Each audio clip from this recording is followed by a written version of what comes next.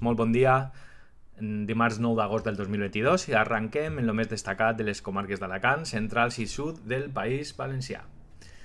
El primer pla urbanístic a Tabarca recuperarà i protegirà peces del seu patrimoni com a voltes, masmorres, així com el seu antic port, entre altres. Una bona notícia, sense dubte.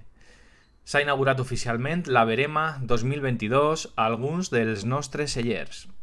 Les successives onades de calor amenacen d'arruïnar la collita de secà a les nostres comarques.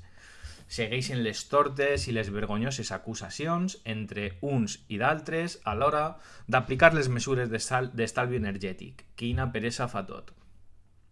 La zona peatonal del centre d'Alcoi ha ajudat a reduir al mínim les emissions contaminants. Han rescatat un barc a la deriva amb 13 immigrants a Calp. S'ha presentat a Benialí un documental anomenat Les cures a la Val de Gallinera, on la història de la Val és explicada per les seues dones.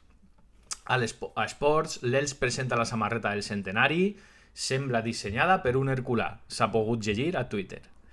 I una trista notícia, ha faltat Olivia Newton-John, actriu que per la seva magnitud crec que es mereixia ser recordada així també.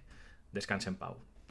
Obrim el rebost mediterrani i proposem un fregit de peix amb un bon raig de llimó i l'acompanyem de vent de gregal, un blanc afrutat i molt refrescant de Bodegas Teulada.